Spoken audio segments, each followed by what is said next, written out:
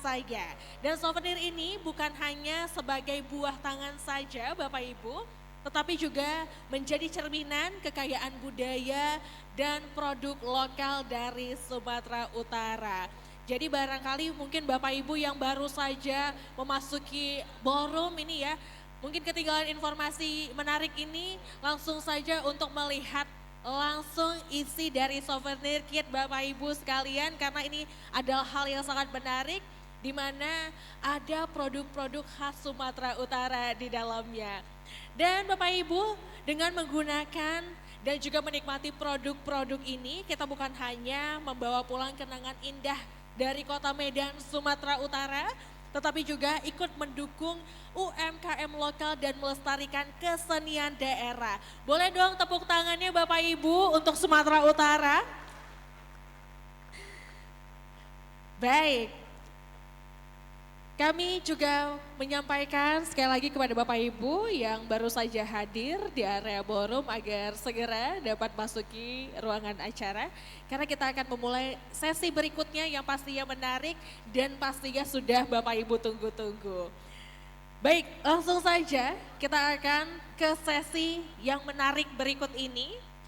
Saatnya kita untuk masuk ke agenda diskusi panel yang mengusung topik transformasi audit internal di BUMN, sinergi, strategi, dan berkelanjutan dalam ekosistem holding. Bapak Ibu, diskusi panel kali ini akan dipandu oleh seorang moderator yang pastinya track recordnya luar biasa Bapak Ibu. Dan sebelum saya mengundang beliau ke atas panggung, izinkan saya untuk sedikit membacakan CV beliau. Dan moderator kita kali ini adalah Bapak Sulistyo Biantoro. Beliau adalah Governor II Indonesia yang bertugas dalam Komite Education and Professional Development dan Advocacy and also Public Relation. Dan dalam kesehariannya beliau menjabat sebagai Head of Internal Audit di PT PLN Persero.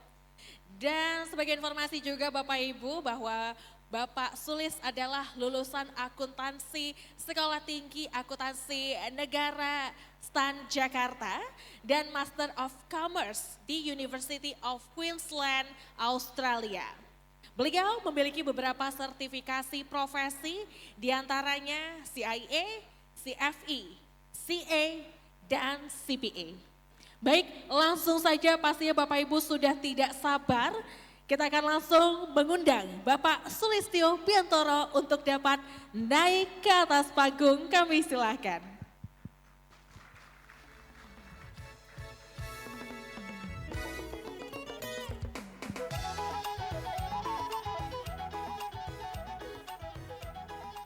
Baik, terima kasih MC. Hari ini luar biasa, pembukaan sudah meriah sekali tadi ditambah dengan Bu Angela dan Bu Sally. Siang hari ini sebelum kita diskusi lebih lanjut, ya, kita akan mendapatkan informasi yang sangat strategis. Ya. Pak Ibu sekalian, kita tahu bahwa di tahun 2025 IIA sudah berlaku Global Internal Audit Standard. Di Indonesia sendiri, Ibu sekalian menyaksikan bagaimana Indonesia meluncing BPI Danantara.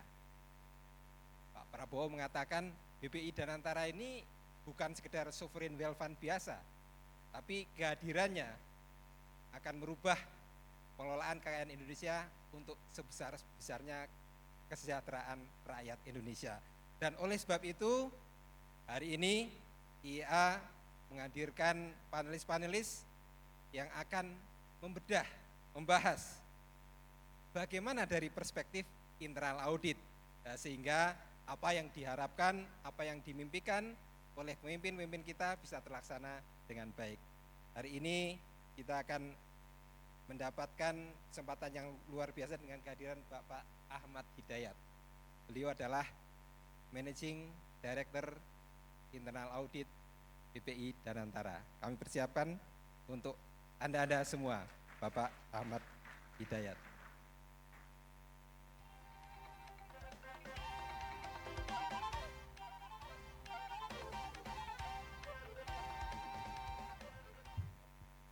Bapak Ibu sekalian, Bapak Ahmad Hidayat seorang profil yang tidak diragukan lagi di dalam profesionalitas beliau.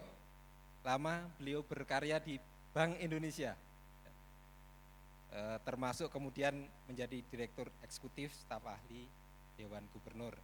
Kemudian Bapak Ibu sekalian, juga tidak asing lagi ketika ada OJK, Bapak Ahmad Hidayat juga dari tahun 2017 sampai 2022 merupakan Ketua Dewan Audit, merangkap anggota Dewan Komisioner, membawai internal audit, manajemen risiko, pengendalian kualitas, dan audit investigasi.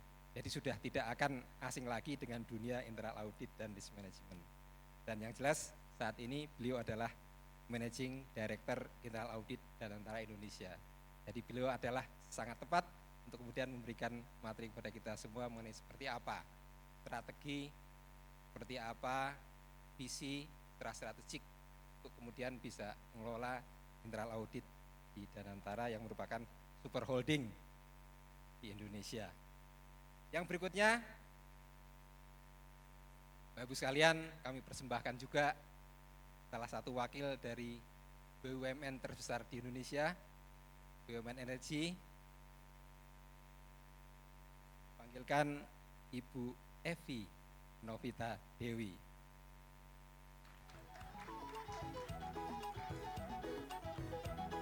Tentu saja ketika berbicara tata kelola di area subholding, holding, kemudian super holding, yang kemudian akan mengeksekusi di lapangan adalah BUMN.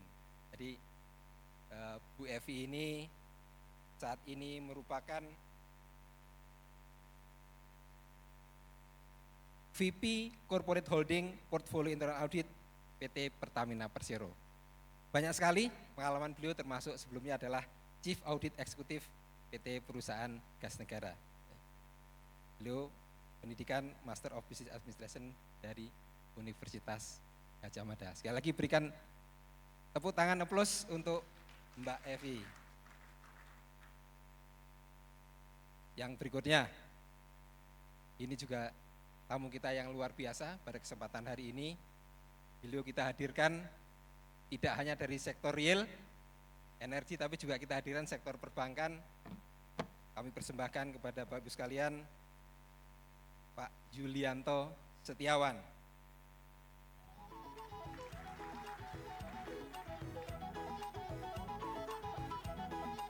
Pak Yulianto Setiawan mempunyai pengalaman yang luar biasa dalam karirnya di perbankan, ya. Division Head Financial and Management Accounting BRI 2019 sampai 2021. Kemudian yang sekarang adalah Senior Eksekutif Vice President Internal Audit PT Bank Rakyat Indonesia, dengan pendidikan terakhir adalah Master of Commerce in Advanced University of Queensland, Australia.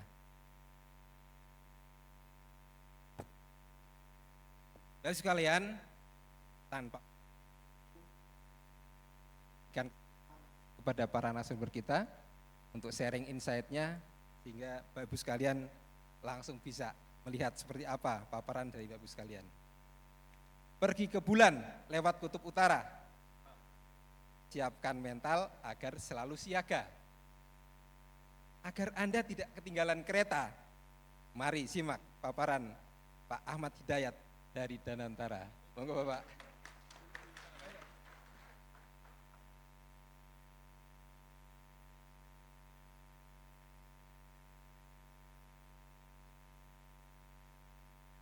Mohon izin 20 menit Pak.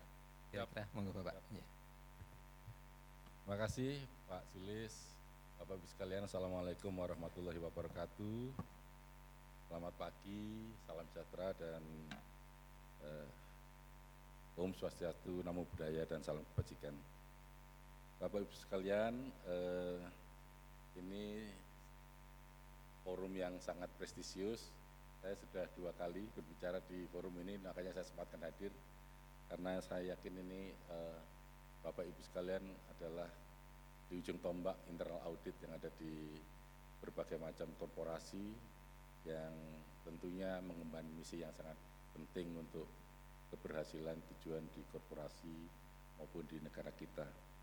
Bapak Ibu sekalian, karena waktunya cukup sempit, saya akan menyampaikan paparan tadi disampaikan bagaimana tentang Danantara dan bagaimana Danantara akan beroperasi, kemudian Danantara mengelola internal audit untuk BUMN di bawahnya, dan sekaligus menyinggung sedikit mengenai, karena topik dari conference ini adalah strategik, kemudian future ready, maka saya juga akan menyinggung mengenai AI sedikit. Bapak Ibu sekalian, tadi disinggung oleh Pak Sulis bahwa Danantara ini memang didirikan untuk mewujudkan, salah satunya adalah mewujudkan cita-cita yang sudah dituangkan di Astacita oleh Pak Presiden. Tadi disampaikan juga oleh Bu Silvi mengenai Astacita. Kita berencana di tahun 2030 nominal PDB kita 2 triliun US dollar dan di 2045 ada 5 triliun US dollar. Tentu ini perlu akselerasi pembangunan kita, terutama ini terkait dengan investasi. Dan kami di Danantara didirikan berdasarkan Undang-Undang Nomor 1 Tahun 2025. Apa kira-kira, mungkin next slide. Ini sekedar informasi mengenai Danantara, Bapak Ibu sekalian, saya rasa sudah mengikuti di media massa. Pimpinan di Danantara, CEO-nya adalah Pak Rosan Roslani, COO-nya Pak Doni, Chief Investment Officer-nya Pak Pandu. Nanti saya akan cerita COO, CIO itu apa, dan tugasnya seperti apa. Bapak Ibu sekalian, berdasarkan Undang-Undang Nomor 1 Tahun 2025, Danantara ini adalah kita sebut dengan Badan Pengelola Investasi Danantara. Di atas, ya, kalau di gambar sebelah kanan itu di atapnya. Di bawahnya dia punya 2 BUMN, namanya holding operasi. Holding operasi ini adalah dia yang mengelola BUMN, CEO-nya adalah Pak Doni, holding operasi ini. Kemudian di sebelah kanan ada holding investasi. Ini bertugas untuk melakukan investasi dari hasil dividen yang dihasilkan oleh BUMN under holding operasi. Nanti saya cerita mengenai bagaimana mekanismenya. Next. Bapak Ibu sekalian, ada perbedaan mendasar Undang-Undang Nomor 1 tahun 2025 dibandingkan sebelumnya. Kalau sebelumnya dividen BUMN itu dimasukkan ke APBN, nya Kemenq untuk dialokasikan ke dalam pembangunan. Jadi dimasukkan ke APBN. Berdasarkan Undang-Undang Nomor 1 tahun 2025, maka dividen itu tidak lagi diserahkan ke APBN di Kemenq, tetapi diserahkan ke Danantara untuk dikelola, diinvestasikan, sehingga diharapkan nanti memberikan return, memberikan manfaat, dan memberikan aspek sosial yang kira-kira ingin dituju dari suatu proyek. Jadi kalau Bapak Ibu lihat di sebelah kiri, semua BUMN di Indonesia ini ada 1044 BUMN, asetnya 1 triliun US dollar. Ini tapi mayoritas sebenarnya dividen itu hanya disumbang oleh 8 perusahaan saja. Yang lain mungkin dividennya kecil atau bahkan ada yang belum bisa memberikan dividen. Nah, di holding operasional ini semua dividen itu dikumpulkan dan kemudian digunakan untuk melakukan restrukturisasi perusahaan atau kalau ada corporate action dari perusahaan-perusahaan di BUMN yang memerlukan dana. Jadi seperti kemarin ada Garuda, tahap pertama sudah kita dropping 405 juta US dollar, ini adalah hasil dari BUMN, dividen BUMN di bawah. Kalau zaman dulu, dividen BUMN itu dimasukkan ke APBN, and then kalau ada BUMN yang memerlukan tambahan modal, memerlukan PMN, maka diajukan lagi kepada Kementerian Keuangan, dimintakan persetujuan kepada DPR, dan kemudian dilaksanakan PMN-nya. Sekarang enggak, jadi cukup di holding operasional. Kalau ada memang kebutuhan kita melakukan company restructuring atau kebutuhan corporate action, itu dananya diambil dari dividen-dividen yang dikumpulkan oleh BUMN. Ada misalkan Agrinas atau Food ID, perlu kita ambil uangnya dari dividen BUMN. Ini mempercepat waktu dropping dana, sehingga diharapkan bisa kita berikan dana yang diperlukan dalam waktu yang relatif cepat. Nah, kemudian flow dividen itu disampaikan kepada BPI yang di atas, BPI Danantara yang di tempatnya Pak Rosan. Nah, dari BPI Danantara, dana itu dialokasikan kepada holding investasi untuk diinvestasikan di tempatnya Pak Pandu. Jadi yang di sebelah kanan, holding investasi ini akan melakukan investasi-investasi yang diperlukan. Kalau Bapak Ibu dengar, kemarin ada investasi di nikel hilirisasi yang diresmikan di Karawang. Kemudian dengar mengenai ada rencana kampung haji akan membuat Indonesian Village di Mekah yang bisa dipakai untuk menampung umroh, haji dan sebagainya. Atau mungkin di healthcare, kemudian sektor energi. Jadi ini banyak di yang akan kita investkan di sebelah kanan. Dari flow ini kita bisa tahu bahwa sebenarnya investasi dan BUMN itu adalah dua entitas yang berbeda. Dengan demikian tentu setiap investasi ada resikonya. Jadi kalau ada sesuatu resiko di investasi, ini tidak akan mempengaruhi operasional di BUMN di holding operasi, karena pada dasarnya yang dipindahkan, disampaikan itu hanya dividennya saja. Bapak Ibu sekalian, di sisi holding investasi ini untuk memperkuat permodalannya, BUMN ini juga bisa meminjam uang. Jadi kalau kemarin dengar ada komitmen dari beberapa bank 10 billion US dollar. Nah, ini yang memperoleh pinjaman adalah holding investasi. Ini digunakan untuk apa? Ini digunakan untuk bridging.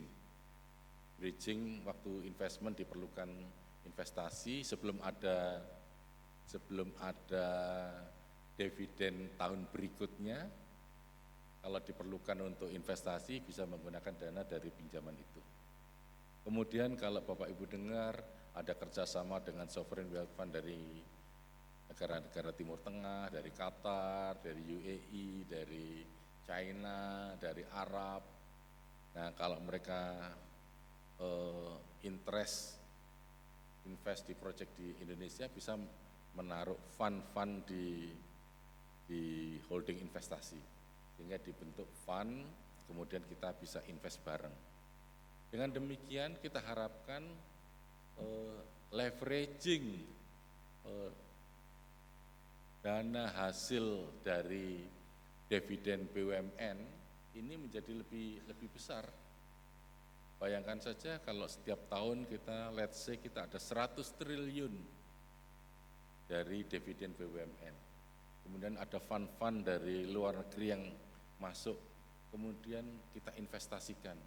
Ini jumlah yang sangat-sangat besar yang kita bisa invest di berbagai proyek. Tadi ada proyek strategis nasional, ada proyek-proyek yang menjadi perhatian pemerintah. Nah, ini kita lakukan analisis mana yang penting dan sangat diperlukan untuk negara kita lakukan investasi. Di masa lalu barangkali kita agak susah untuk meraise fund $1 billion, $10 billion, tapi ternyata hasil dari BUMN kita ini, dividen dari BUMN kita ini cukup besar, dan kalau kita memang bisa alokasikan untuk investasi, ini akan bagus sekali.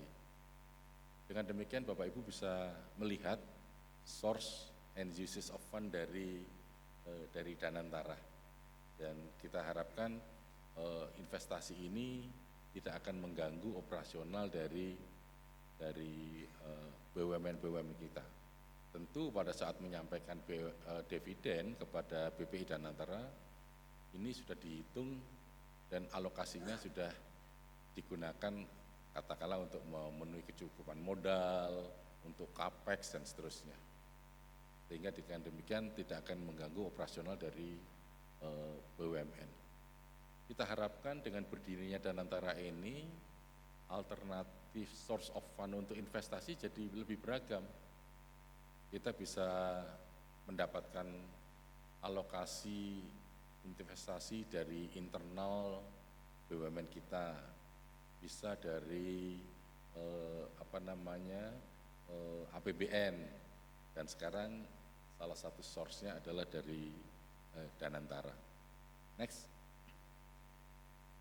Bapak Ibu sekalian, tentu kita sebagai internal audit lantas bertanya-tanya, dengan tugas dan magnitude yang sedemikian besar, ini bagaimana pengawasannya?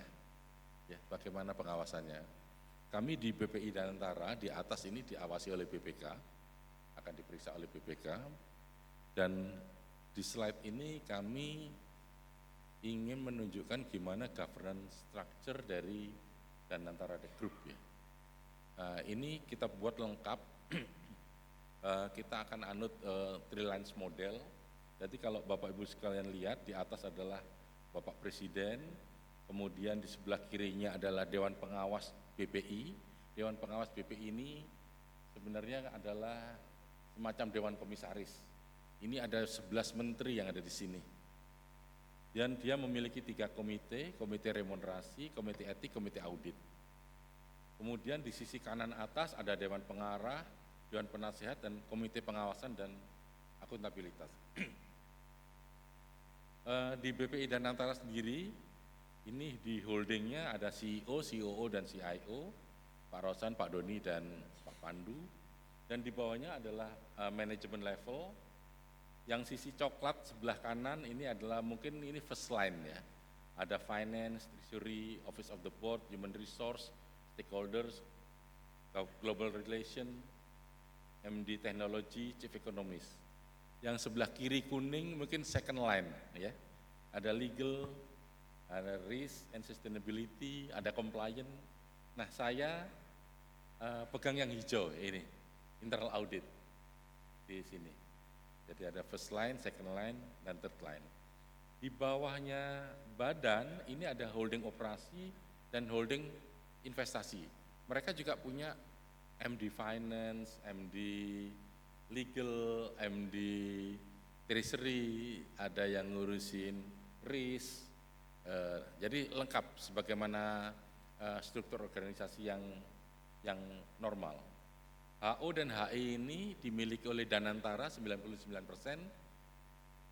saham seri B, dan dimiliki oleh negara melalui Kementerian BUMN, saham Diwarna 1%. Kemudian di holding operasi ini ada internal auditnya juga. Nah, sesuai dengan tema hari ini, internal audit di holding operasi ini, dia akan memanage seluruh internal audit di BUMN di bawahnya. Kita 1044 BUMN itu punya 7 layer. 7 layer. Jadi kita sedang pikirkan ini mungkin di holding akan responsibel pada first layer. ada 52 company. First layer responsible ke second layer dan seterusnya. Jadi kita harapkan internal auditnya juga akan berjenjang. Sehingga kalau kita lihat bagaimana internal audit di atas, saya yang hijau itu akan berkoordinasi dengan internal audit di holding operasi di kiri dan bekerja sama dengan holding operasi di holding investasi di kanan untuk memastikan bahwa bagaimana Danantara Group ini bisa beroperasi dengan baik. Dan kami tentu juga mengadop semua the latest standard dari IIA, kita adopt semua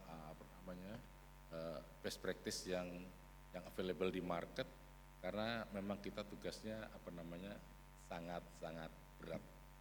Next, ini 3 menit ya, enggak apa-apa. Kami mengadop 3 lines model, tadi first line, second line, third line. Di third line kami desain, kami standar. Kita akan adakan audit investigasi, audit khusus, audit strategis, komite audit, whistleblowing, fakta integritas, code of conduct, annual disclosure, audit eksternal kita dibantu oleh BPK, KAP, kita risk manajemennya kita perkuat, kemudian quality assurance kita jalankan, dan iCover. Nah ini tentu Bapak Ibu kalau ada masukan, apalagi yang perlu kami lakukan, kita akan lakukan. Make sure bahwa karena ini tugas kami di internal audit sangat berat sekali. Mudah-mudahan ini bisa memberikan gambaran ke Bapak Ibu mengenai bagaimana internal audit Danantara Group ini berjalan, dan tentu yang cukup berat adalah BUMN. Bapak Ibu yang berasal dari internal audit BUMN, barangkali suatu saat kita akan bangun pola interaksi, dan kami sudah ngomong dengan Pak Iwan, dengan Pertamina, dengan PLN, ini bagaimana dengan Bank Mandiri juga yang hadir di sini. Ini bagaimana kita memastikan bahwa chain of command dari internal audit di atas sampai di bawah bisa berjalan dengan baik. Next, ada 1 menit 48 detik, apa-apa. Ini terkait dengan AI lah. Ya, saya rasa AI mau tidak mau pasti akan datang, dan beberapa company sudah menerapkan ini.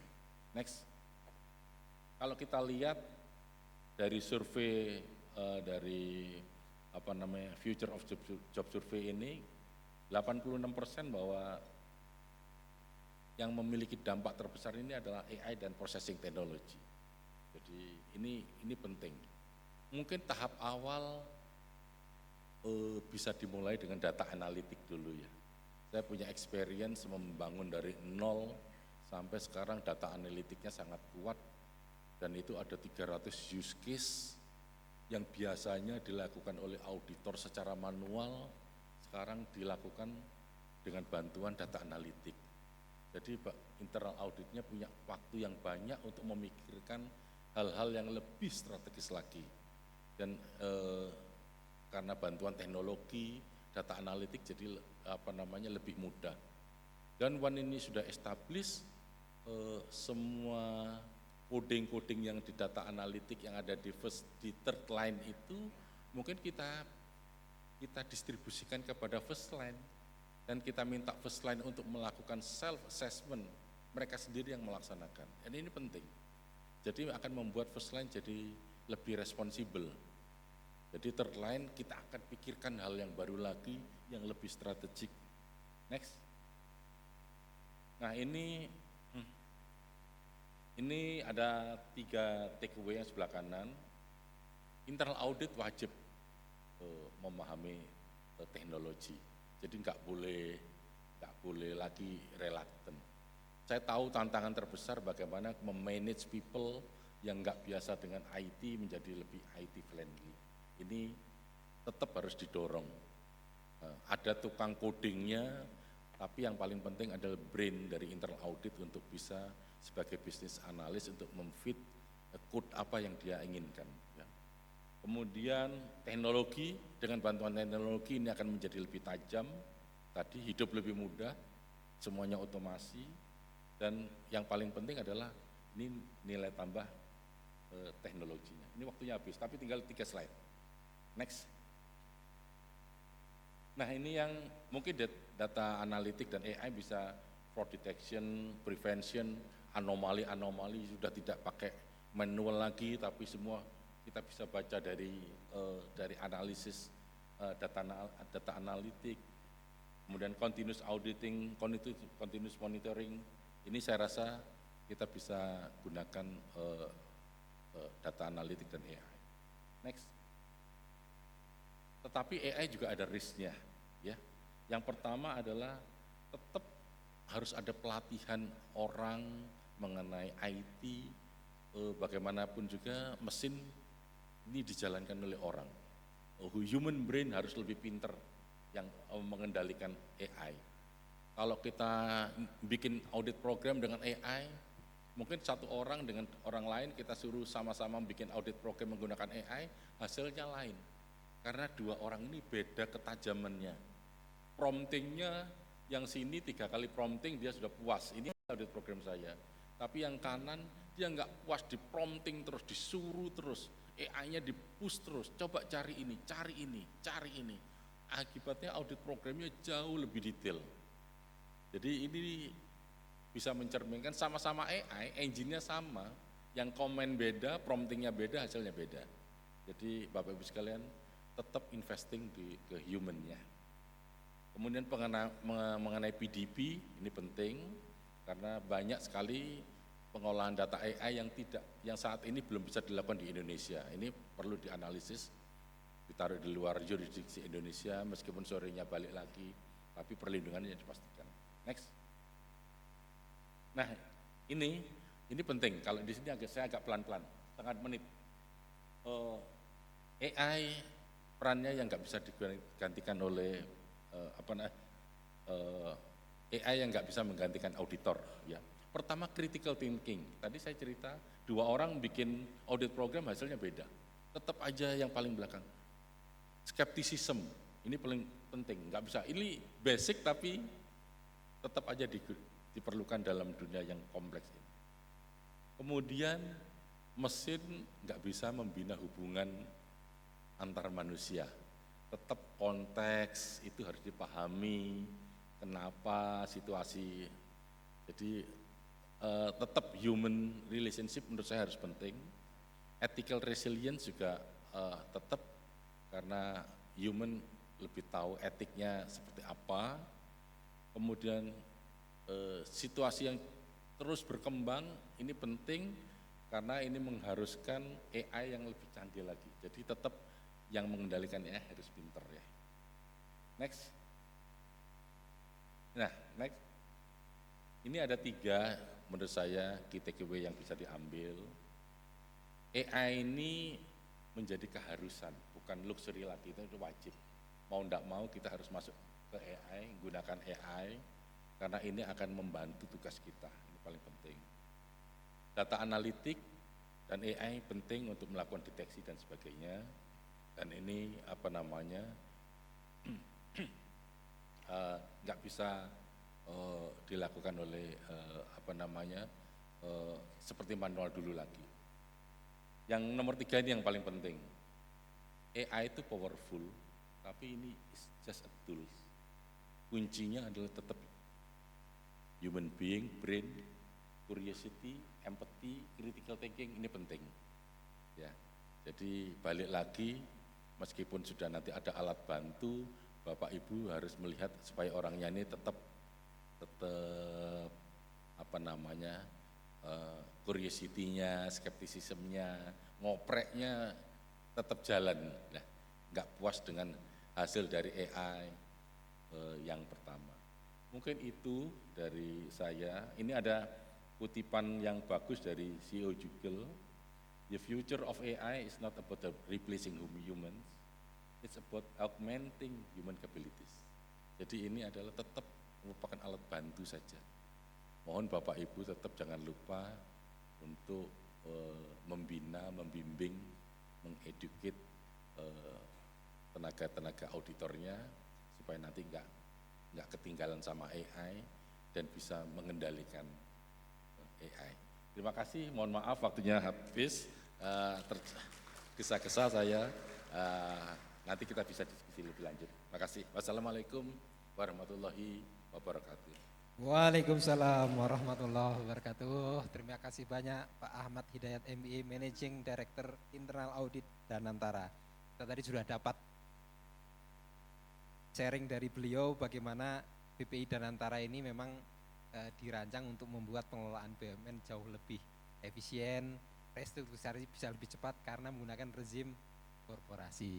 Tadi kita juga dapat sharing ya bahwa ternyata bagaimana investment ini akan di leverage tidak menggunakan basis asetnya BUMN tapi dari komitmen dividennya. Ini mungkin salah satu insight bisnis yang sangat strategis, dan Pak Ahmad Hidayat menyampaikan bahwa konsep best practice internal audit akan diterapkan sehingga kemudian di BPI Danantara dan seluruh super holding di bawahnya ini bisa kemudian menjadi trusted corporation.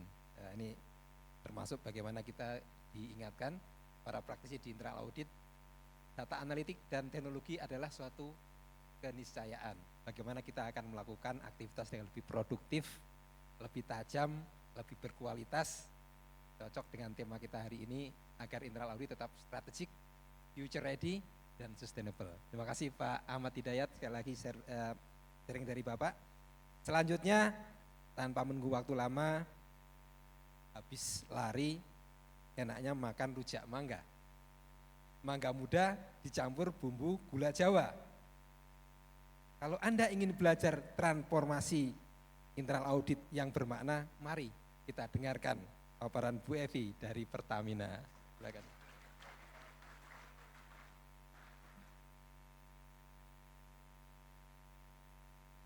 Izin 20 menit Mbak Evi.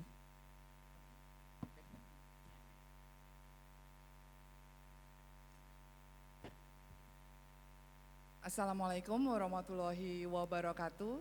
Selamat pagi Bapak Ibu sekalian yang hadir pada kesempatan hari ini. Suatu kehormatan dan kebanggaan bagi kami bisa hadir mewakili internal audit Pertamina, berbagi sharing pengalaman kami dalam melakukan transformasi internal audit Pertamina. Kita berbicara kalau Pertamina, dalam hal ini saya menyampaikan Pertamina Group karena kami terdiri dari beberapa entitas yang tergabung di dalam Pertamina Group.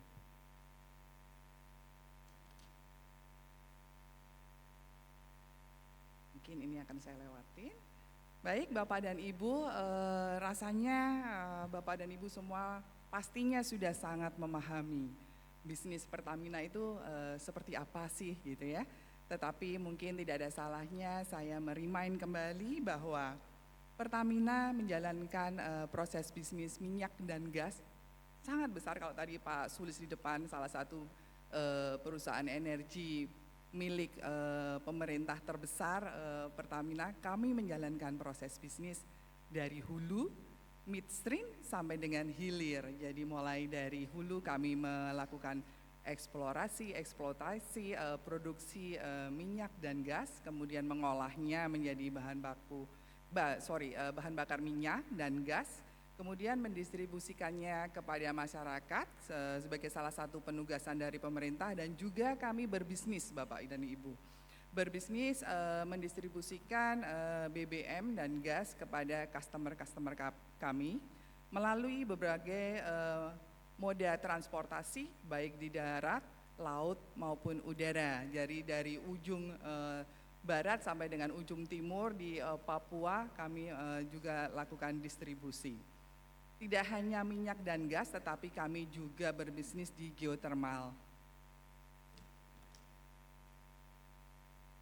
Nah, Bapak dan Ibu, Pertamina bertransformasi dengan pembentukan holding migas, di mana seluruh proses bisnis tadi dibagi ke dalam 6 subholding, mulai dari subholding upstream itu dengan vehicle PT Pertamina Hulu Energi, kemudian subholding refinery and petrochemical dengan vehicle PT Kilang Pertamina Internasional, kemudian subholding Commercial and Trading dengan vehicle PT Pertamina Patra Niaga, subholding Power dan New Renewable Energy dengan vehicle PT Pertamina Power Indonesia, kemudian ada subholding gas di sini dengan vehicle PT Perusahaan Gas Negara, dan subholding Integrated Marine Logistic dengan vehicle PT Pertamina International Shipping. Tentunya di dalam masing-masing subholding itu ada entitas-entitas anggota subholding yang menjalankan peran bisnisnya masing-masing. Tidak hanya dari sisi core bisnis minyak dan gas saja, tetapi Pertamina juga merunning bisnis di luar core bisnis, di mana kami menyebutnya sebagai perusahaan services portfolio. Ada kurang lebih 7, di antaranya adalah Nusantara Regas, Asuransi Tugu Pratama, Pertamina PDV Indonesia, Patra Jasa, dan ada juga Pelita Air Service. Jangan lupa naik Pelita Air Service Bapak dan Ibu, menyumbang negara juga. Kemudian Pertamina Bina Medica, IHC, dan Pertamina Training Consulting. Di dalam menjalankan bisnisnya, tentunya kami Pertamina karena merunning bisnis dari hulu dan sampai dengan hilir yang cukup besar tadi secara global, kami juga berbisnis secara global, tantangan-tantangan secara global tentunya kami hadapi seiring dengan perubahan lingkungan bisnis di dalam minyak dan gas khususnya. Kemudian apa sih yang diupayakan begitu ya Bapak dan Ibu supaya kami merunning bisnis untuk sustainability yang berjangka panjang. Jadi siapapun pemimpinnya, siapapun istilahnya BOD, BOC, tapi Pertamina mesti harus sustain dalam jangka panjang. Melalui antara lain ketersediaan pasokan bahan baku yang mencukupi, ini cukup krusial Bapak dan Ibu. Kemudian infrastruktur yang handal dan efisien, kalau tadi saya cerita dari hulu sampai dengan hilir bagaimana minyak itu diproduksi sampai dengan kemudian terdistribusi, tentunya ini banyak sekali membutuhkan infrastruktur khususnya di midstream, pengolahan sampai dengan transportasi. Dan kami juga memerlukan strategi pemasaran yang inovatif dan berorientasi pada pelanggan karena kami tidak hanya menjalankan penugasan dari pemerintah, tetapi kami juga berbisnis untuk tentunya kalau kita berbisnis berbicara margin untuk perusahaan. Internal audit kami sebagai salah satu enabler perusahaan tentunya juga dituntut untuk selalu bertransformasi, membenahi diri. Kalau tadi saya ngutip dari ucapan Bu Angela di awal tadi, harus terus memperbaiki diri, harus terus dinamis gitu ya. Karena kita memang kalau mau go global, internal audit internasional itu nggak boleh, itu nggak bisa kita hanya berdiam diri hanya melakukan audit, bla bla bla, audit terus, enggak. Kalau itu bukan lagi auditor yang sekarang dibutuhkan oleh perusahaan. Jadi kami melakukan transformasi terus menerus, Bapak dan Ibu, kurang lebih supaya intinya tertinggi, level tertinggi peran internal audit itu bisa kami capai sebagai value creator. Ada beberapa 7 hal yang mungkin dapat saya sharing pada kesempatan hari ini terkait dengan pola koordinasi, kemudian annual audit plan, bagaimana kami menyusunnya secara terkonsolidasi, kemudian auditor excellent program, kemudian ada kami juga fokus pada teknologi, alignment with risk management, ini juga isu yang sangat penting pada kesempatan hari ini. Kemudian inovasi dan quality assurance dan improvement program yang kami jalankan. Bapak dan Ibu, tahun 2020 sebenarnya merupakan titik krusial bagi internal audit Pertamina dalam melakukan transformasi. Kami melakukan perubahan cukup masif, cukup signifikan dengan melakukan perubahan pola koordinasi melalui pertama pembentukan organisasi yang tersentralisasi dan terkonsolidasi. Pertamina Internal Audit secara grup, jadi kalau di holding kami ada Chief Audit Executive Holding, kemudian di bawah Chief Audit Executive Holding ini ada 4 VP, policy setting, planning, dan monitoring ini dapurnya internal audit tidak melakukan audit atau memberikan jasa assurance, tapi seluruh kebijakan, seluruh Metodologi yang kami gunakan itu semuanya dikelola oleh policy setting, planning, dan monitoring, termasuk konsolidasi tentang bagaimana nanti saya akan berbicara mengenai penyusunan annual audit plan. Kemudian ada corporate holding and portfolio, jadi kalau di holding siapa yang melakukan peran audit operasional, disinilah Bapak dan Ibu, departemen ini melakukan audit operasional dan juga memberikan jasa konsultasi kepada manajemen. Kemudian ada investigation audit, WBS dan fraud prevention, ini khusus hanya untuk melakukan audit investigasi, kemudian mengelola, menindaklanjuti WBS dan melakukan pengelolaan dari sisi fraud prevention.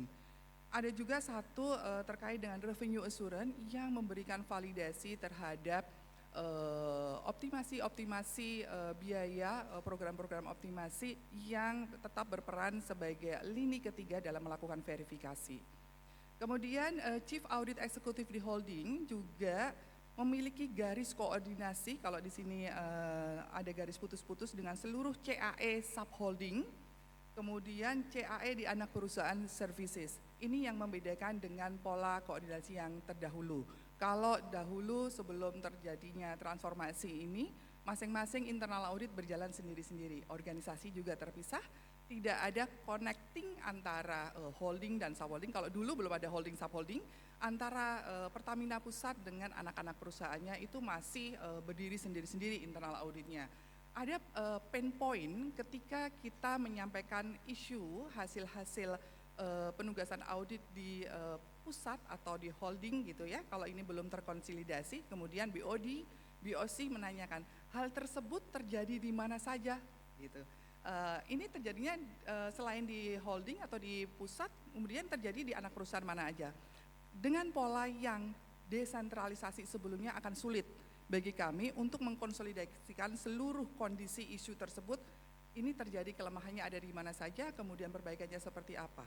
Nah, salah satu poin-poin itulah kemudian yang men-trigger kami melakukan transformasi untuk mengkonsolidasikan seluruh kegiatan internal audit, terutama untuk isu-isu strategik yang mesti harus dikonsolidasikan.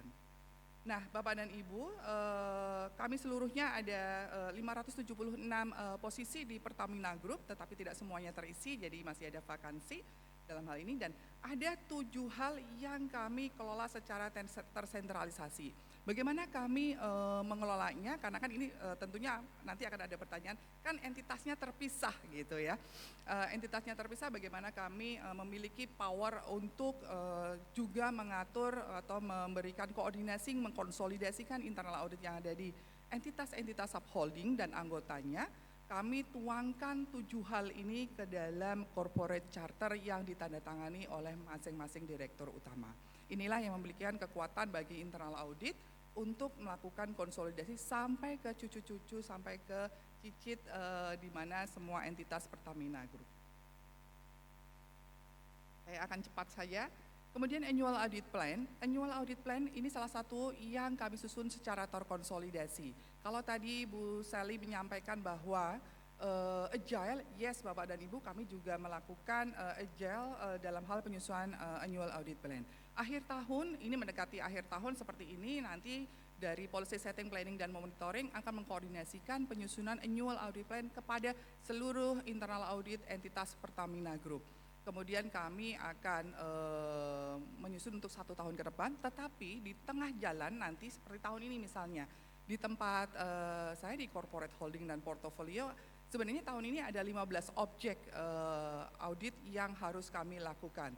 Tetapi karena tadi bisnis juga dinamis sekali ya Bapak dan Ibu, kemudian resiko juga pasti akan bergerak terus, concern dari BOD, BOC juga pasti akan berubah sesuai dengan perubahan lingkungan bisnis, itu juga yang mesti harus kita tangkap segera dan kita berikan respon segera untuk bisa memberikan pengawalan terbaik bagi perusahaan. Sehingga annual audit plan ini juga sifatnya tidak statis, tetapi kami terus lakukan penyesuaian-penyesuaian.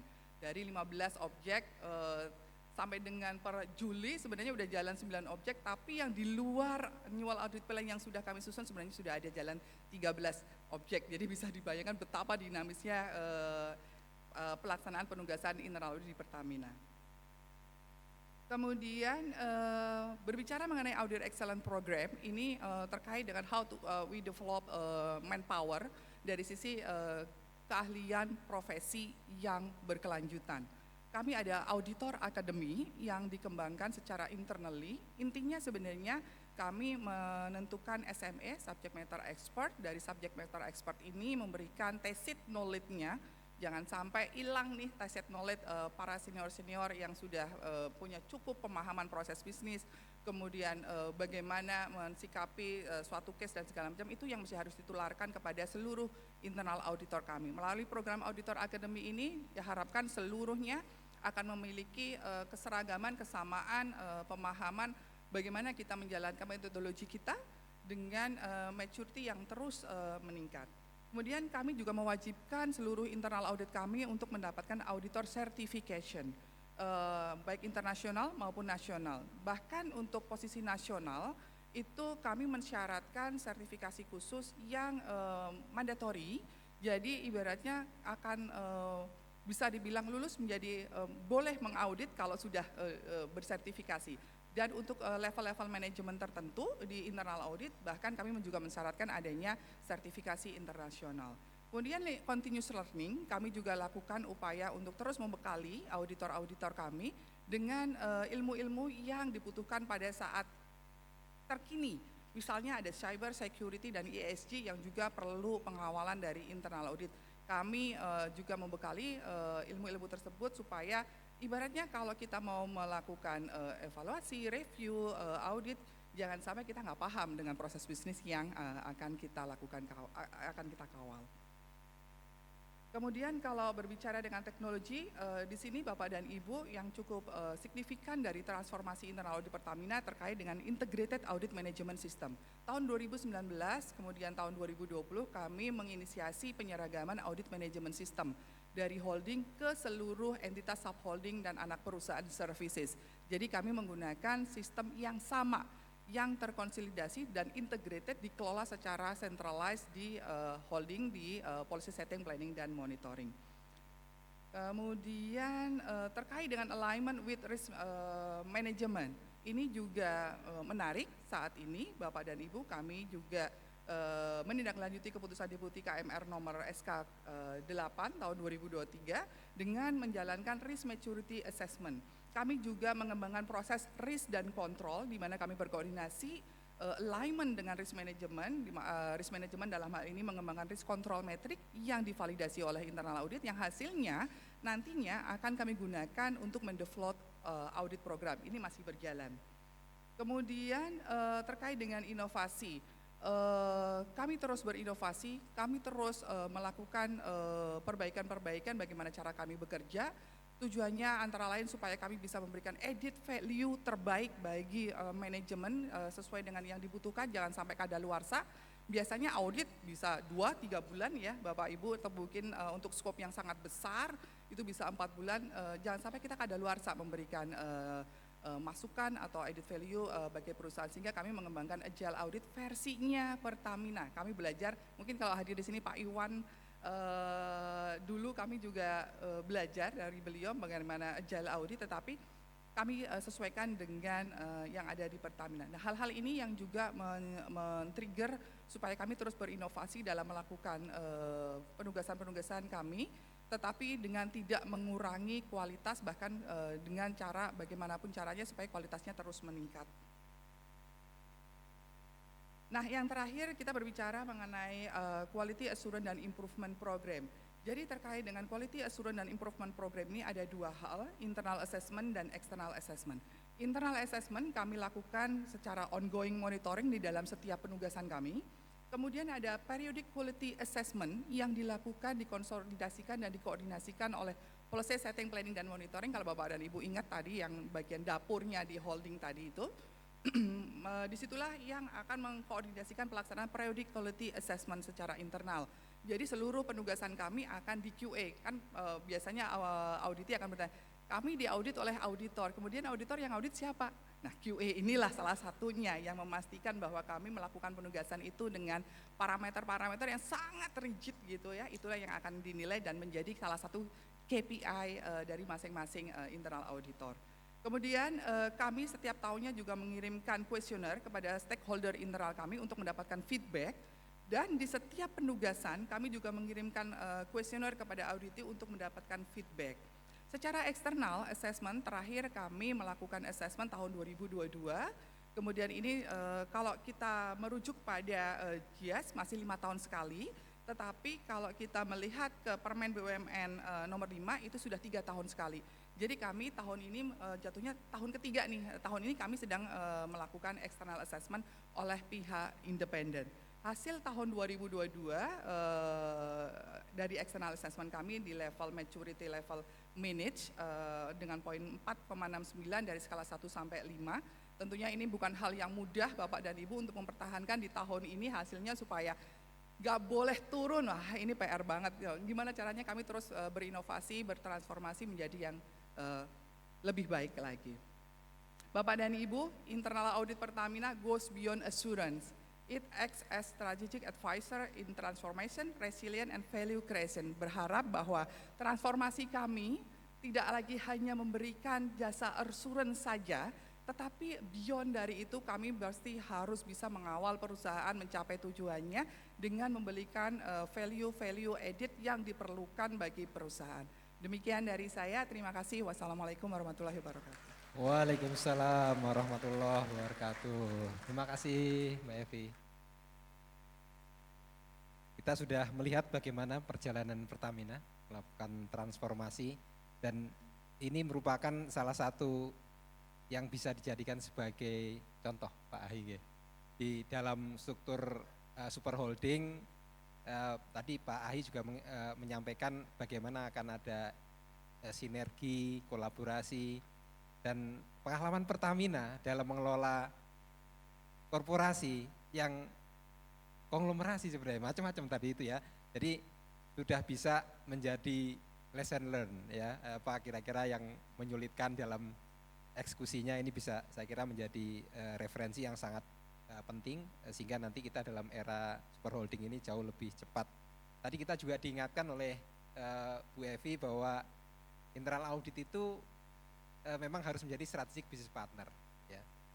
Global Internal Audit Standard mengatakan bahwa internal auditing, strengthening organization capability to create and sustain value. Ya.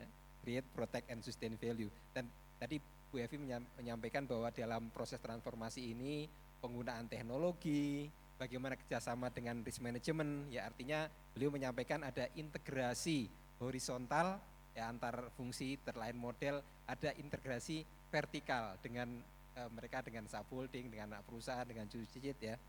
Dan tadi diingatkan setelah ditransformasi harus dites ya, baik itu melalui quality assurance internal maupun eksternal. Dan Ibu sekalian jangan lupa bisa dicek ketika kita melakukan quality assurance ini, IAA sudah ada quality assurance manual, dan ini bisa menjadikan salah satu parameter yang standar ya, sehingga nanti alat ukurnya ini bisa sama seluruh BUMN. Terima kasih Mbak Evi atas sharingnya. Dari Medan di Sumatera Utara, diskusi tata kelola majukan negeri kita. Kami persembahkan pemimpin muda harapan bangsa Bapak Yulianto Setiawan, SIVP dari Bank Rakyat Indonesia. Silakan.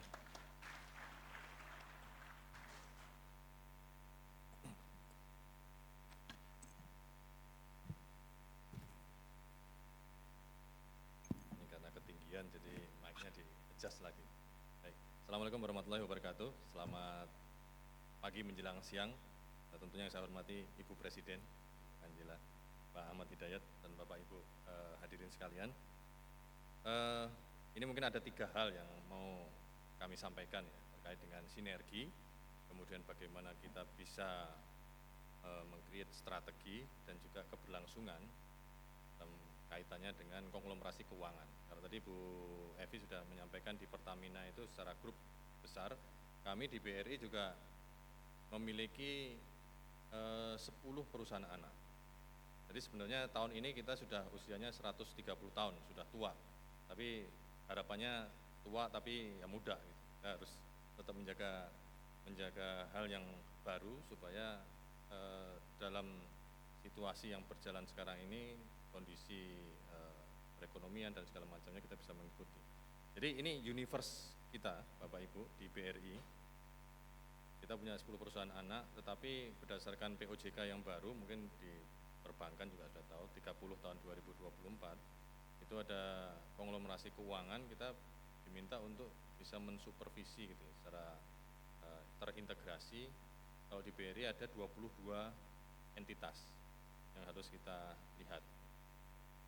Ini 22 entitas punya regulasi yang bermacam-macam, tentunya ini tantangan buat internal auditor. Jadi BRI ini secara grup kita fokusnya di UMKM. Jadi segmen mikro, kecil dan menengah yang tentunya setelah kita lihat itu ya secara universe-nya dari kelahiran BRI tahun 1895 sampai sekarang transformasi itu selalu berjalan. Jadi kita mulai dari mungkin yang sudah pernah dengar ya Brivolutions. Sekarang yang terakhir ini kita namakan Brivolutions Reignite. Jadi kita fokus kepada strengthening pendanaan gitu ya, kasa, kemudian jaringan distribusi yang kita perbaiki, yang tentunya kualitas kredit yang jauh lebih baik. Jadi transformasi ini ya tentunya harus terus-menerus kita jaga sebagai internal auditor supaya target dari perusahaan itu bisa kita capai. Selanjutnya, kalau kita lihat secara highlight perusahaan anak di BRI, kita punya 10, tetapi di dalamnya ini sebenarnya sudah punya anak perusahaan lagi, terus punya cucu perusahaan. Gitu. Jadi kalau di holding di BRI kita punya cicit yang harus kita awasi. Jadi termasuk di dalamnya ada BPR Syariah, itu yang termasuk di konglomerasi keuangan. Sehingga secara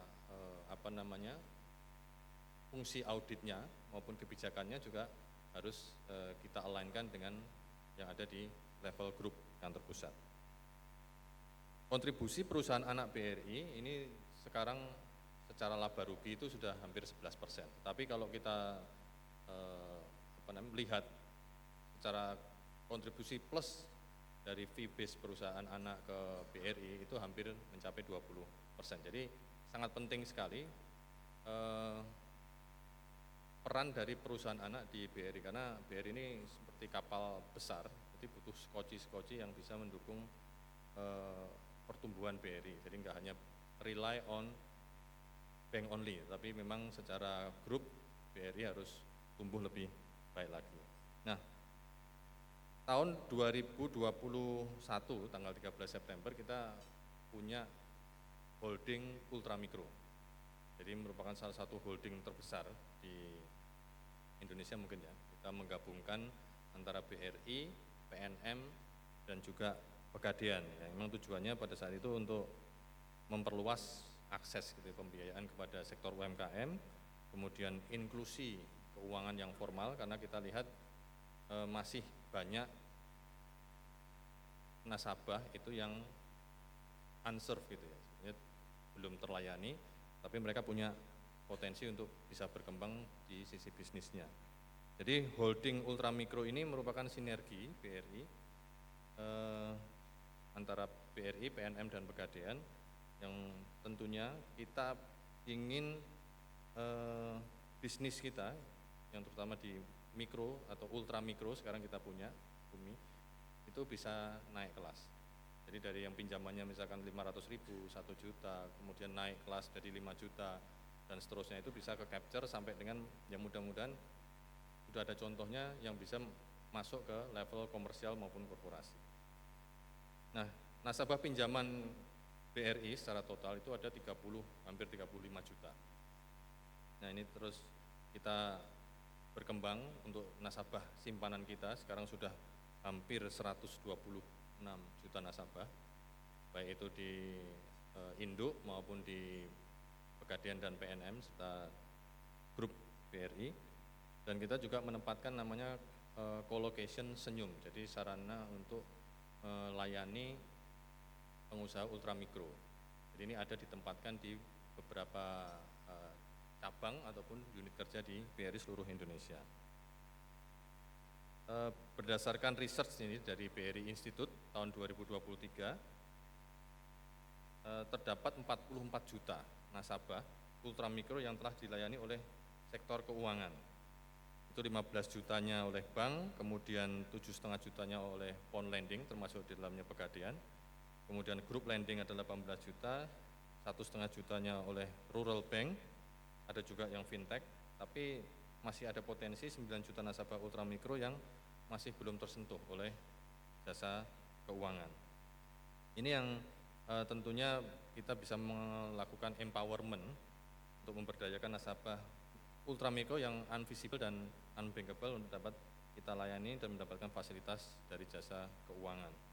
Sekarang posisi Juni secara loan outstanding di kami secara grup, pinjaman UMKM itu sudah mencapai 631 triliun.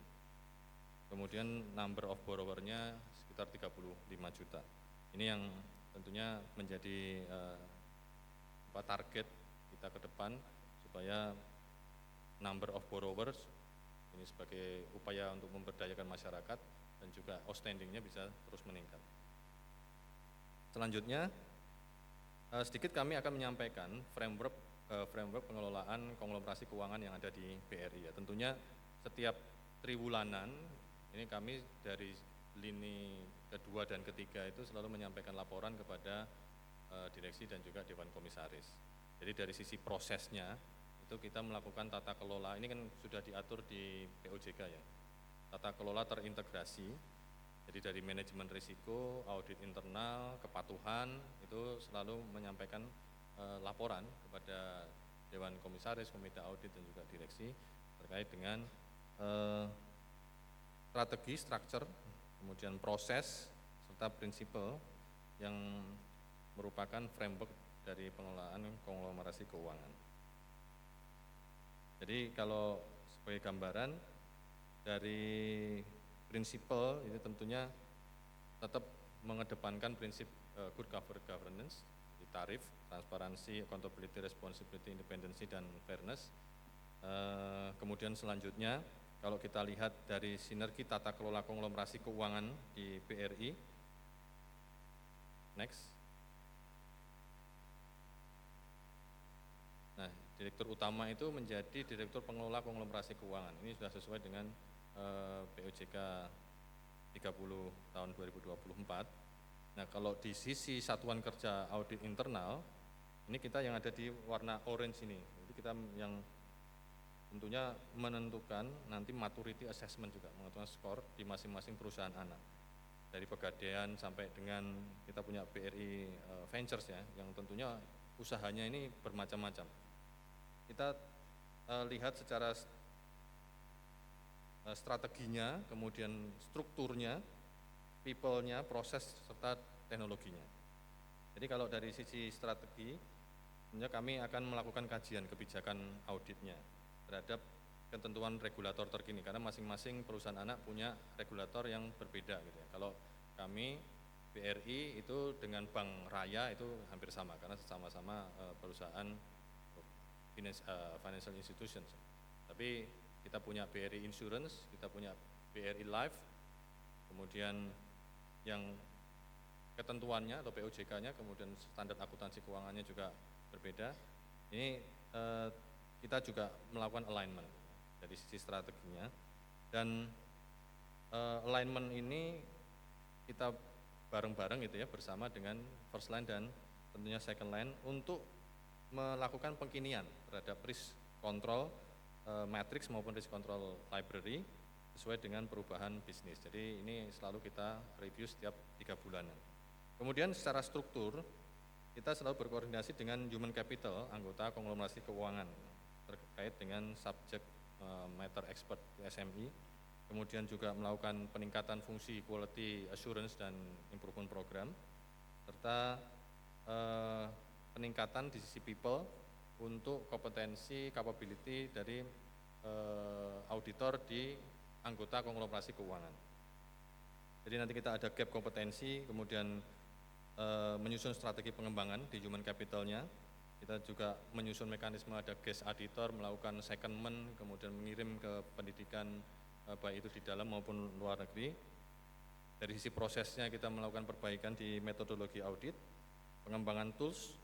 Ya, tools ini di BRI kita sudah terapkan di beberapa perusahaan anak. Jadi dari induk itu diimplementasikan di perusahaan anak untuk audit management sistemnya. Kemudian tentunya kita juga memberikan pemahaman kepada teman-teman auditor pemanfaatan data analytics dan juga indikator anomali. Secara garis besar, framework internal audit kalau di BRI kita sampaikan key activitiesnya itu sebetulnya assurance dan juga advisory. Dan kita punya prinsipal ini ya, menyangkut alignment dengan strategi, kemudian juga continuous improvement, kemudian agile and collaborative, di sisi assurance-nya, di sisi advisory-nya kita melakukan risk-based planning, technology advancement, dan juga data-driven analysis.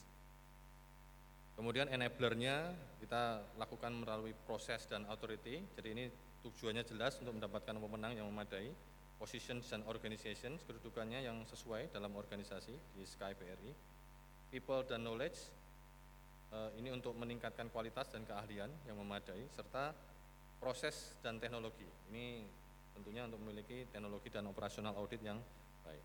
Outputnya tentunya audit ini bisa melakukan advice, memberikan percepatan, accelerate, mengantisipasi dan juga memastikan atau mengassure prosesnya berjalan sesuai dengan yang diharapkan. Untuk strategik yang kami jalankan di Sky BRI, kami menyelaraskan strategi pilar audit internal terhadap visi dan value dari perusahaan. Jadi tidak hanya sebagai audit secara compliance, tapi juga kita actively contribute terhadap pencapaian objektif atau target dari perusahaan.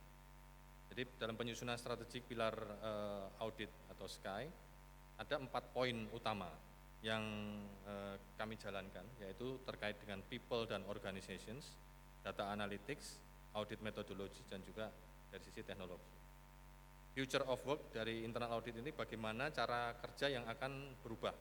Jadi auditor itu nanti akan dibekali dengan keahlian atau bidang audit tertentu, tidak hanya di bank, tapi juga keahlian-keahlian baik itu dari sisi insurance maupun venture capital dan lain sebagainya. Ini mempertimbangkan core bisnis dari perusahaan anak. Jadi di organisasi sendiri kami sudah membuat satu departemen khusus yang mengaudit perusahaan anak. Jadi tugasnya adalah melakukan on-site audit dan juga on-desk audit. Jadi selalu continue ya, melakukan audit baik secara on-site maupun off-site. Kemudian value of work-nya dari internal audit tentunya kita ingin ada nilai tambah gitu ya. Apa yang kita jalankan project atau program auditnya bisa memberikan value kepada auditee terutama di perusahaan yang kita audit. Kemudian data analytics kita gunakan untuk mendeteksi potensi risiko yang bisa di capture lebih awal.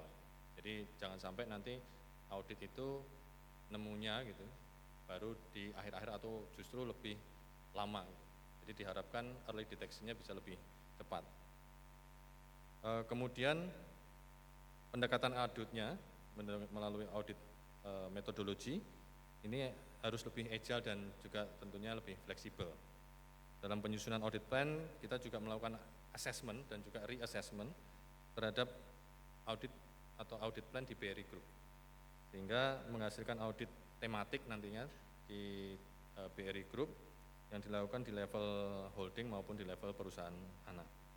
Untuk teknologi platform seperti audit management system sudah digunakan di Sky perusahaan anak seperti saya sampaikan tadi, dan tentunya kami memastikan bahwa strategi yang tadi yang kami canangkan itu benar-benar sudah terukur gitu ya, bisa diukur, bisa terarah dan juga dampaknya real gitu terhadap kinerja dan fungsi audit ke masing-masing perusahaan anak.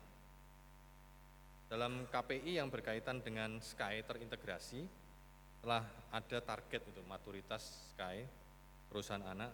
Tahun ini kita diharapkan di level 3,4 gitu ya. Jadi memang butuh proses untuk mencapai nilai 5 karena memang beda-beda ya secara perusahaan. Terintegrasi tentunya menjadi PR buat kita. Kemudian yang selanjutnya ini berhubungan dengan sustainability. Bagaimana cara kita untuk memanfaatkan data analytics gitu ya, atau data yang ada di BRI. BRI memiliki berbagai macam source gitu ya, source data. Baik itu yang disimpan di big data ataupun punya sistem yang di luar itu.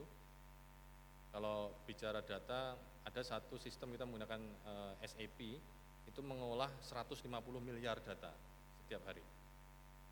Nah, dari data itu tentunya kita nanti akan integrate dengan apa yang dikembangkan oleh teman-teman di internal audit. Bagaimana kita bisa melakukan data filtering, jadi memfilter data yang masuk gitu ya, sehingga kita bisa mendeteksi data anomali atau ketidaksesuaian dengan apa yang ada di lapangan. Kemudian juga dengan data anomali ini kita bisa mendeteksi lebih awal fraud. Jadi semakin sering kita melakukan audit mungkin ya bisa semakin sering juga kita menemukan temuan ya, temunya bisa mengarah ke fraud ataupun non fraud. Sebagai informasi Bapak Ibu, di organisasi internal audit BRI Group, jadi kalau saya ini membawai setiap regional office itu punya satu regional chief audit. Jadi regional chief auditnya itu ada 18. Jadi masing-masing punya punya tugas dan tanggung jawab untuk mengelola kegiatan audit di wilayahnya masing-masing.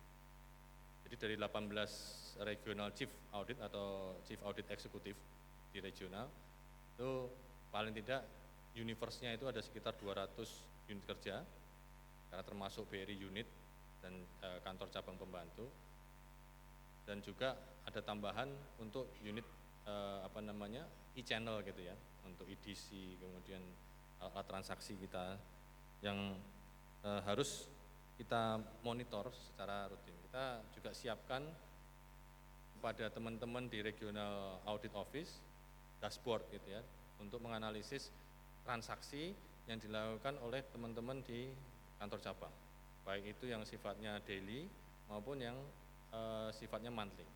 Jadi bisa selalu dimonitor. Kemudian tadi data processing, kemudian kita bisa melihat tren analisis. Kita bisa menggunakan tren analisis untuk melihat risiko atau profiling risiko. Kita sampaikan juga menggunakan Tableau itu ya, inside dashboardnya yang tadi saya sampaikan, dan tentunya tercermin dari fungsi advisory. Begitu kita melihat ada anomali, ketidaksesuaian, itu bisa segera kita melakukan advisory kepada auditi sebelum nanti kita melakukan kegiatan assurance, jadi bisa lebih efektif. Next, untuk pengembangan AI di SKY BRI, ya tentunya kami selalu evolving, jadi bertumbuh. Sekarang ini kita menggunakan machine learning. Jadi sudah kita gunakan machine learning ini. Jadi kita kembangkan use case, beberapa use case. Jadi seperti kredit untuk topengan, kredit tempilan, kredit fiktif. Itu secara variabelnya sudah kita buat. Sehingga nanti pada saat melakukan testing terhadap efektivitas pelaksanaannya, teman-teman sudah bisa mendeteksi atau mengcapture temuan-temuannya itu efektif atau tidak. Jadi use case ini tentunya perlu terus-menerus dilakukan, karena efektif atau tidaknya ini tergantung dari keseringan gitu ya, karena machine learning kan semakin dia diuji semakin dia pintar gitu. Kemudian yang kedua, natural language processing, NLP. NLP ini kita kembangkan di aplikasi summarization. Jadi audit, laporan hasil audit itu kita bisa summarize gitu. Jadi nanti mungkin ada sedikit lah gambarannya. Kemudian nextnya ini mungkin tahun depan kita pakai Gen AI. Jadi Gen AI ini kita akan kembangkan Sky GPT gitu ya. Jadi dari NLP ini nanti kalau kita masukkan misalnya butuh program audit apa, itu tinggal diketik aja nanti bisa ada ada gambaran gitu lah. Teman-teman auditor itu mau ngapain itu bisa ada gambaran kayak ChatGPT gitu. Dan juga tentunya deep learning ini image processing untuk mendeteksi dokumen ini lebih ke ranah investigasi gitu ya. Jadi kita nanti bisa melihat by foto atau by CCTV dan lain sebagainya itu tergambar bagaimana kita secara BRI itu bisa lebih menggunakan image processing untuk melakukan investigasi. Next. Nah, ini sedikit gambarannya terkait dengan data analytics. Kita sampaikan di dashboard, kemudian kita bisa melihat performance dari unit kerja, anomalinya ada di mana. Nah, di NLP ini kita menggunakan BRI Brain, jadi tetap disupervisi oleh Direktorat IT. Ini kita mau mencari misalkan temuan tahun berapa, keywordsnya apa, itu bisa ketemu. Jadi kita bisa menyampaikan nanti kondisinya, penyebabnya, rekomendasinya apa. Jadi teman-teman bisa menggunakan NLP ini untuk tentunya membantu pekerjaan. Next, trend analysis ini juga vintage. Jadi di BRI kita punya vintage untuk BRI units. Jadi misalkan kredit itu direalisasi hari ini, 3 bulan, 6 bulan ke depan itu nunggak, itu kita sudah ketahuan ini siapa orangnya, siapa yang memutus. Jadi kita bisa antisipasi bahwa yang bersangkutan ini perlu dikasih alert gitu ya. Kenapa kredit-kredit yang diprakarsai atau diputus itu bermasalah dalam waktu 3-6 bulan atau kurang dari 1 tahun. Ini kita menggunakan vintage analisis. Kemudian risk profiling juga kita sampaikan. Jadi sudah ketahuan per spotnya itu ada di mana, yang hijau, yang kuning, yang merah gitu. Jadi untuk teman-teman di internal audit bisa memetakan risikonya ya, mana yang menjadi prioritas dari internal audit. Next, berdasarkan assessment nih dari PwC, kita menggunakan PwC untuk melakukan assessment data analytic maturity. Kita sekarang ini ada di level nilainya 3,4, jadi antara prediktif dan preskriptif. Nextnya mungkin ya kita pengennya tahun depan itu sudah di 4 lah, paling enggak kita sudah punya what should be done di preskriptifnya. Harapan kita ini challenge buat teman-teman di internal audit BRI supaya dari sisi maturity modelnya ini kan ada dari business decision analytic-nya, kemudian yang perlu kita tingkatkan ya di teknologi dan infrastrukturnya, serta talent dan culture ini yang menjadi bagian dari pengembangan untuk internal audit BRI ke depan. Terakhir mungkin key takeaways, jadi sinergi, strategi dan sustainability baik dari lintas fungsi. Jadi kita selalu mengedepankan governance, risk and compliance, tentunya penguatan di 3 lines model. Kemudian sebagai trusted advisor dan value driver ini selalu disampaikan oleh Pak Ahmad Hidayat ini pada saat ada presentasi terkait dengan internal audit, bahwa kita harus bisa menjadi value driver di mana kita melakukan continuous audit dan monitoring, dan tentunya keberlanjutan fungsi audit di organisasi mendukung efisiensi, good corporate governance, dan juga pengelolaan risiko intragroup. Ini yang tentunya menjadi long term resilience buat BRI untuk menjaga ya aset yang ada di perusahaan dan tentunya mencapai target perusahaan sesuai dengan RKAP. Demikian dari saya, terima kasih. Assalamualaikum warahmatullahi wabarakatuh. Waalaikumsalam warahmatullahi wabarakatuh. Terima kasih Mas Iwan, internal audit sebagai value driver, dan kita tadi sudah mendapatkan paparan dari Pak Yulianto Setiawan bagaimana BRI melakukan transformasi dengan purposeful impact ya, yang diniatkan mulai dari strategi, proses, metodologi, teknologi, people-nya semuanya dihandle sehingga internal auditnya PLN, internal auditnya BBRI kita sudah sampai tahap yang sedemikian tinggi, termasuk tadi bagaimana beliau menyampaikan bahwa untuk kemudian internal audit ini bisa stay relevan, bisa kemudian tidak hanya memberikan assurance, tapi juga advice, dan sudah meningkat Pak Iwan ya, memberikan insight, bahkan nanti kemudian memberikan foresight. Jadi internal audit sudah forward looking dan inilah kita harapkan kemudian menjadi internal audit masa depan kita semua. Sekali lagi terima kasih, kemudian kita masih ada waktu sedikit untuk tanya jawab. Kami berikan kesempatan kepada audiens untuk mengeksplor kurang lebih 10 menit, memberikan pertanyaan kepada para panelis kita yang terkait dengan topik-topik bagaimana transformasi internal audit, termasuk bagaimana sinergi, kolaborasi, dan juga membuat internal audit ini memberikan kontribusi yang sustainable kepada perusahaan. Kita berikan kesempatan satu sesi. Sebelah kiri ya Bapak yang di sana, mungkin satu lagi. Ibu yang di sisi sana ya. Saya kira ini dulu ya untuk sesi tanya jawabnya. Kami berikan kesempatan pertama menyampaikan nama dan asal Bapak, dan mungkin kalau spesifik ingin ditujukan ke siapa dipersilakan. Terima kasih.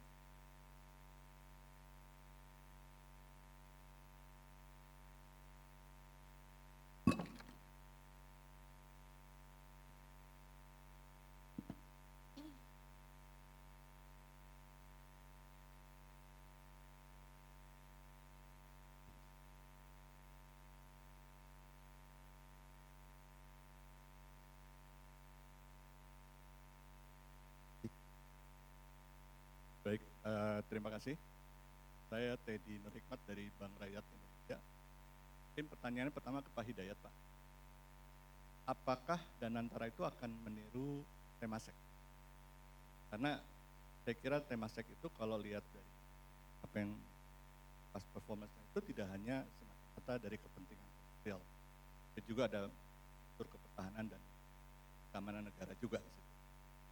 Apalagi kita menghadapi isu deglobalisasi yang dimulai oleh Amerika, bahwa yang penting kita mementingkan negara kita. Mungkin akan melihat mana sektor yang boleh masuk. Nah, ini akan memberikan warna yang lain juga pada saat internal auditnya mengontrol. Pertanyaan pertama seperti itu. Pertanyaan keduanya, apakah Danantara akan juga melakukan seperti yang dilakukan oleh BRI dan Pertamina ke perusahaan anak pada saat mengontrol BUMN yang ada di bawahnya? Terima kasih. Kurang begitu jelas, mungkin dipersingkat. Yang pertama tadi refer ke Temasek gitu ya. Yang kedua, baik. Jelas sekarang. Oke, baik. Jadi yang pertama pertanyaannya, apakah Danantara akan meniru Temasek? Karena Temasek kalau lihat dari latar belakang past performance yang kita lihat, mereka tidak hanya pertimbangannya business reason, tapi juga ada unsur pertahanan negara dan strategis. Nah, ini mungkin juga akan dihubungkan dengan kondisi yang sekarang, di mana ada kecenderungan sekarang bukan globalisasi, tapi lawannya, deglobalisasi, di mana yang penting negara mementingkan negaranya sendiri. Danantara akan juga mengatur mana sektor boleh masuk atau mana yang tidak boleh masuk dari investor luar. Nah, yang kedua pertanyaannya, apakah Danantara akan melakukan kontrol atau pengawasan pengelolaan DRC-nya itu kepada BUMN di bawahnya, seperti halnya Pertamina atau BRI mengontrol perusahaan anaknya sekarang? Terima kasih. mungkin sekaligus agar nanti kalau ada korelasi silakan Ibu. Ya. Nama, asal. Ya. Assalamualaikum warahmatullahi wabarakatuh. Saya Laila dari Inspektorat Utama Badan Pusat Statistik. Pertanyaan saya tujukan kepada Pak Ahmad Hidayat, Managing Director Internal Audit dan Danantara Indonesia. Pertanyaan saya, mengingat Danantara itu suatu lembaga yang masih bayi gitu ya, lembaga negara yang sangat powerful. Apakah nantinya akan mendapatkan perlakuan yang sama sebagaimana kementerian lembaga lainnya akan diperiksa oleh BPK?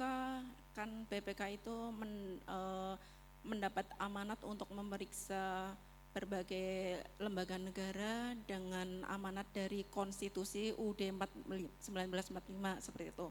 Kemudian apakah akan diperiksa oleh BPKP juga terkait penilaian IACM-nya, kemudian SPIP integrasinya, kemudian manajemen risiko indeks MRI-nya.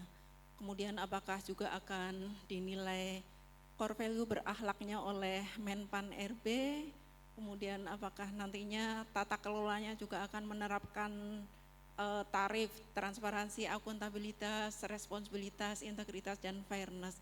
Nah, sebegitu powerful-nya Danantara, apakah perlakuannya juga sama dengan instansi pemerintahan lainnya, kementerian, lembaga, dan badan-badan pemerintah lainnya, seperti itu.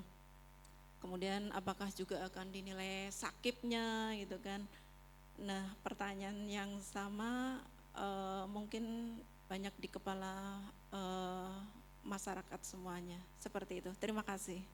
Terima kasih Bu Laila dari BPS.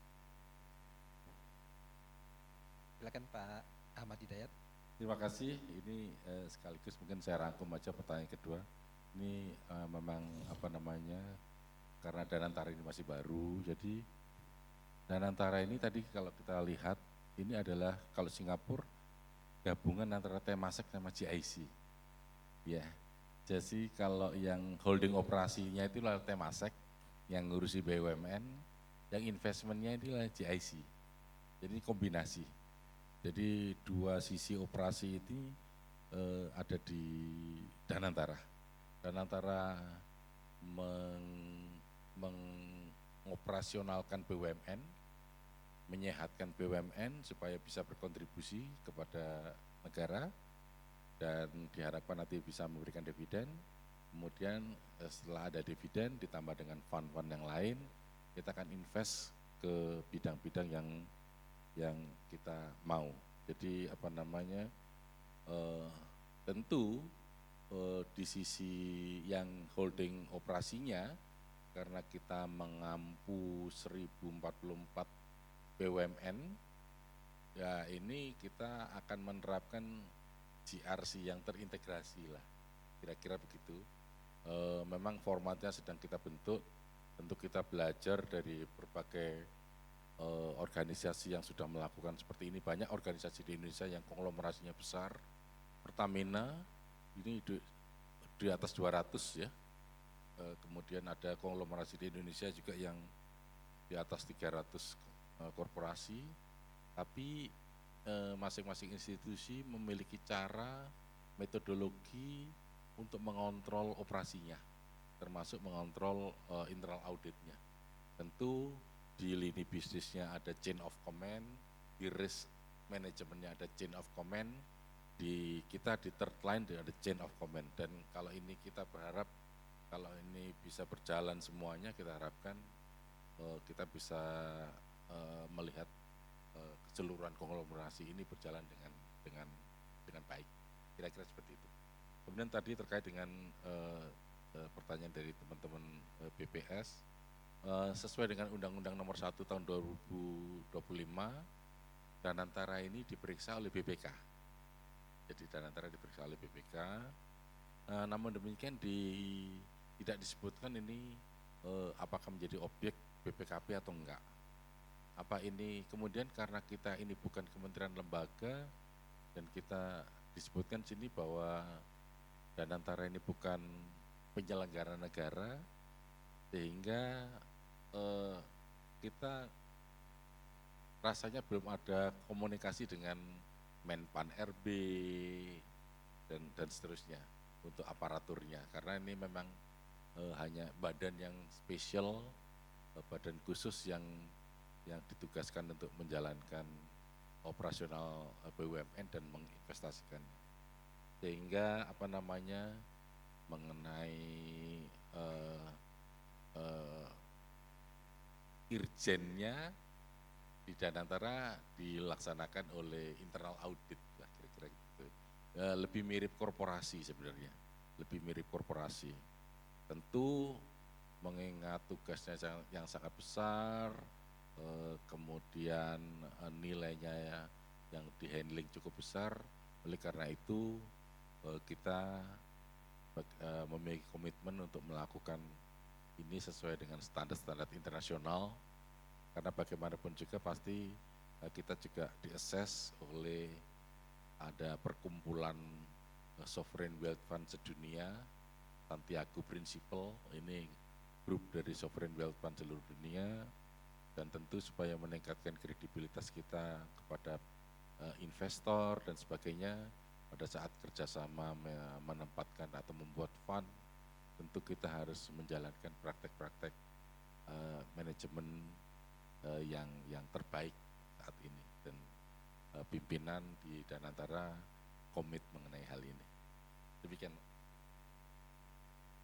Jelas ya, saya kira clear sekali yang disampaikan oleh Pak Ahmad Hidayat, dan mungkin dengan keterbatasan waktu kita cukupkan dulu di sini.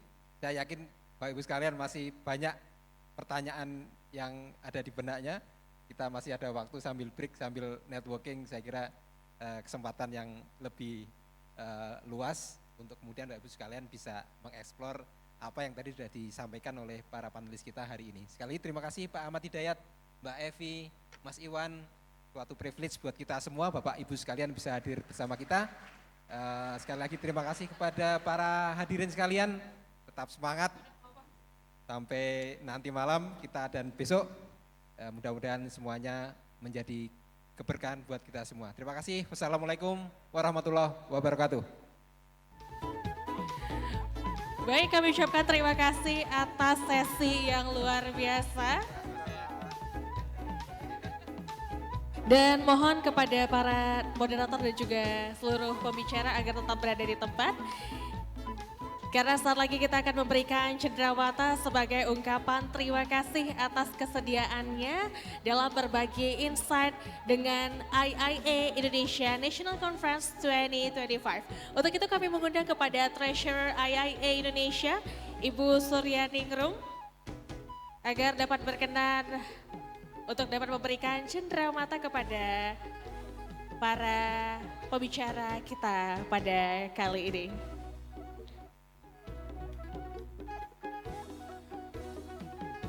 Baik, dan kami informasikan juga kepada seluruh peserta agar tetap berada di ruangan terlebih dahulu karena saat lagi kita masih ada door prize Bapak Ibu, jadi mohon untuk tetap berkenan di tempatnya masing-masing ya. Setelah door prize nanti Bapak Ibu langsung bisa menikmati hidangan, oke? Dan saat ini sedang berlangsung sesi pemberian cenderamata kepada para pembicara kita. Sekali lagi kami informasikan kepada Bapak Ibu agar tetap berkenan untuk berada di dalam ruangan. Karena sesi kali ini belum usai Bapak Ibu, masih ada sesi door prize. Baik, lanjutkan dengan foto bersama.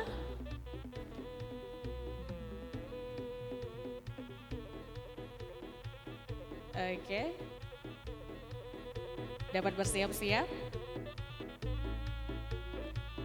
Baik. Saya pandu untuk foto kali ini dengan hitungan 3, 2, 1. Sekali lagi 3, 2, 1. Oke, boleh angkat jempolnya 3, 2, 1. Baik, terima kasih dan kami persilakan untuk dapat kembali ke tempat.